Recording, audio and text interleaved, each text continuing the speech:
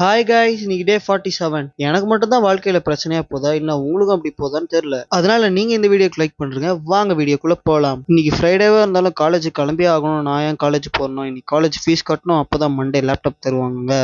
அதனால நானும் பக்காவாக காலேஜ் கிளம்பி வந்தாச்சு. என்னடா இன்னும் உங்க காலேஜ்ல அந்த லேப்டாப் தரலையான்னு கேட்டா தரலங்க.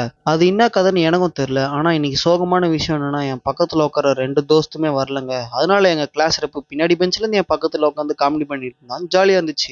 என்னடா நீ பாட்டுன்னு பயமே இல்லாம அவ்வளோ பேருக்கு கிளாஸ்ல வீடியோ எடுக்கிறேன்னு கேட்குறீங்களே. ஒன்றும் இல்லைங்க, இவன் இன்னும் ஒரு 4 பேர், அவ்வளோ பேர் தான் கிளாஸுக்கு வந்திருக்கோம். ஃப்ரைடேன்றதுனால யாருமே வரல.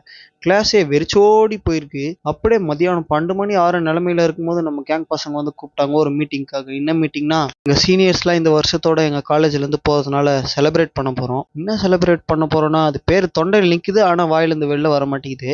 அதாவது நான் என்னண்ணா சொல்றது, அப்படியே அந்த ரூம்ல இருக்க எல்லாத்தையும் வேடிக்கை பார்த்தோன்னே நிஜமாலே ஜாலியா இருந்துச்சு. ஆனா நம்ம சீனியரோட லேப்டாப் பார்த்தோன்னே லேப்டாப் ஞாபகம் வந்துச்சுங்க. அப்படி இருந்தாலும் அந்த மீட்டிங் முடிச்சுட்டு நான் ஸ்ட்ரைட்டா கேண்டீன் கிளம்பிட்டேன். கேண்டீன்ல சாம்பார் சாதம் தான் உடனே கேண்டீனோட பின்கேட் வழியா வெளில வந்துட்டேங்க. ஸ்ட்ரைட்டா இப்போ ஏன் கிளாஸுக்கு திரும்பி வந்தேன்னா, நம்ம கிளாஸோட ரெப்பை கூட்டிட்டு எனக்கு ஃபீஸ் தாங்க கட்ட போறோம். ஃபீஸும் வெற்றிகரமாக கட்டி முடிச்சாச்சு.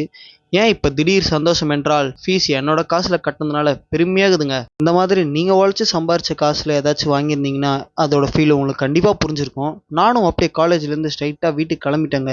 நீங்க எப்பயுமே நீங்களா இருந்தாதாங்க உங்களுக்கு ஏத்த ஆளுங்களை கடவுள் உங்க கூட வச்சிருப்பாரு. நீங்க நீங்களா இல்லைன்னா கண்டிப்பா உங்களுக்கு ஏத்த ஆளுங்க உங்க கூட இருக்க மாட்டாங்க. அதனால தனியா ஃபீல் பண்ணுவீங்க. அதனால எப்பவுமே நீங்க நீங்களா இருங்க. நானும் சமோசா வாங்கிட்டு வீட்டுக்கு கிளம்பிட்டேன். மறக்காம நம்ம சேனலை சப்ஸ்கிரைப்.